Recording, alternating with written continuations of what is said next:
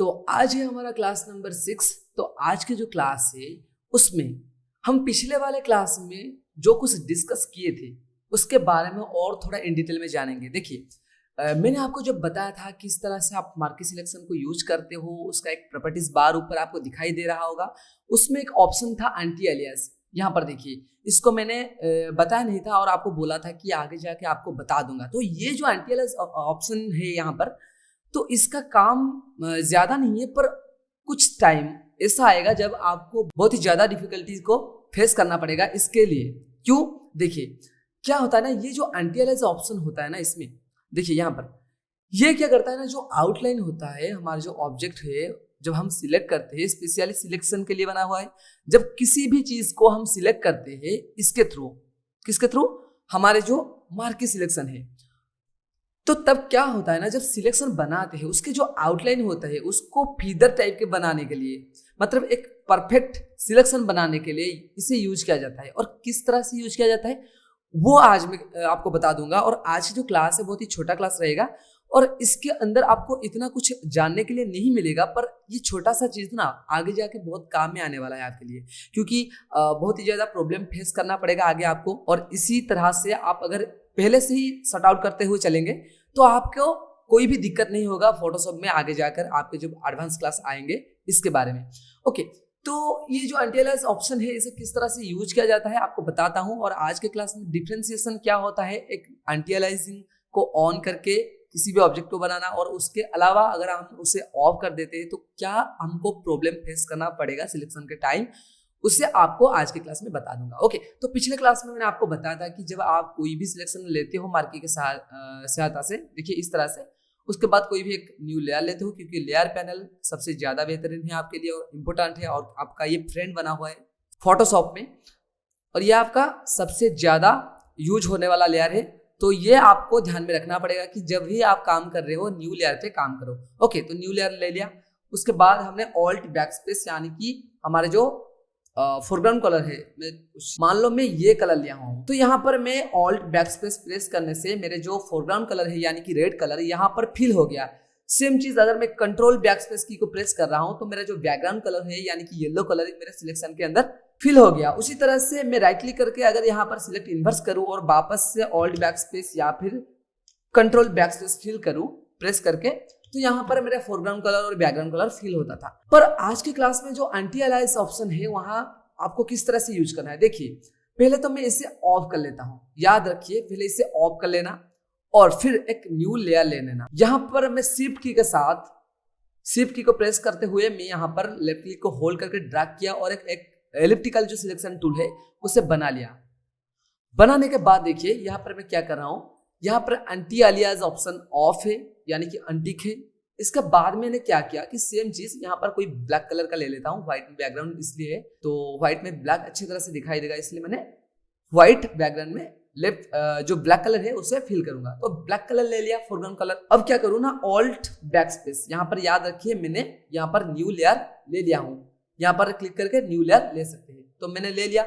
उसके बाद सिलेक्शन बना लिया। अभी क्या करूंगा ना, ऑल्ट बैकस्पेस को प्रेस कर दिया। ओके, सेम चीज अभी हम क्या करेंगे, अभी एंटी एलियास ऑप्शन को ऑन करेंगे, पर उससे पहले और एक न्यू लेयर, उसके बाद एंटी एलियास ऑप्शन को ऑन कर दिया। उसके बाद वही प्रोसेस शिफ्ट की के साथ प्रेस करते हुए लेफ्ट क्लिक को होल्ड करके ड्रैग करके एक सिलेक्शन बना लीजिए एलिप्टिकल टूल के साथ। ओके, अभी इससे बना दिया। वापस सेम चीज ऑल्ट और बैकस्पेस, वही black colour, alt backspace. Okay, पर याद रखिए ये जो राइट वाले चीज है ना, ये इसमें हमने क्या किया है, इसमें हमने एंटी एलियास ऑप्शन जो था हमारे मार्की के अंदर उससे टिक कर दिया है, यानी कि इसे ऑन करके इस सिलेक्शन को हमने बनाया है। पर जो पिछले वाले था, मतलब कि जो पहले वाले लेफ्ट साइड में आप देखते हुए, पर जो पिछले वाला था मतलब कि लेफ्ट साइड में अभी जो आपको दिखाई दे रहा है, उसमें हमने क्या किया था कि हमारे जो एंटी एलियास ऑप्शन है उसे अनटिक किया था। ओके, तो ये जो दोनों सिलेक्शन है इसमें डिफरेंट क्या है, डिफरेंशिएशन को अभी आपको मैंने बताऊंगा। देखिए ये वाला है जो राइट साइड में, इसमें एंटी एलियास ऑप्शन ऑन था, पर जो लेफ्ट साइड में दिखाई दे रहा है इसमें ऑफ था। तो इन दोनों में क्या डिफरेंट है, देखिए मैं अभी जूम कर रहा हूं, फिलहाल देखिए ये जो दोनों में डिफरेंशिएशन दिख रहा है अभी आपको, यहाँ पर देखिए लेफ्ट साइड जिसमें आपको इस तरह की आउटलाइन दिखाई दे रहा होगा, पर राइट साइड में जो आपको फिगर टाइप मतलब कि एकदम स्मूथली दिखाई दे रहा होगा आउटलाइन। तो ये दोनों चीज में डिफरेंशिएशन क्या है, मतलब कि देखिए अगर आप लेफ्ट साइड को अच्छी तरह से देखेंगे तो इसमें हमने क्या किया था, हमने एंटी अलियास ऑप्शन को ऑफ किया था, जिसमें क्या हुआ, आपके जो आउटलाइन है ना, ये आउटलाइन एकदम स्ट्रॉन्ग आया, जिसमें क्या होता है ना, आपकी अच्छी तरह से एक सिलेक्शन बन नहीं पाता। पर जो राइट साइड में दिखाई दे रहा है अभी फिलहाल आपको, इसमें क्या हुआ ना, इसमें आपका जो एंटी अलियास ऑप्शन था ये ऑन था, इसलिए क्या हुआ है ना, इसमें हमारे जो सिलेक्शन बनाया हुआ है, हमने जो बनाया हुआ है उसमें आउटलाइन एकदम फिदर टाइप का, ब्लॉक टाइप का, एकदम प्रॉपर शेप में आया।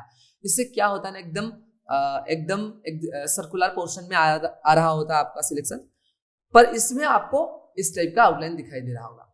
ओके, तो हम हर वक्त जब भी सिलेक्शन लेंगे हमें एक चीज ध्यान में रखना पड़ेगा कि ये जो एंटी अलियास ऑप्शन है ये ऑन रहना चाहिए आपके। ओके, तो इसको हर वक्त ऑन ही रखना और सिलेक्शन बनाना, जिससे आपको अच्छी तरह से एक आउटलाइन दिखने मिलेगा।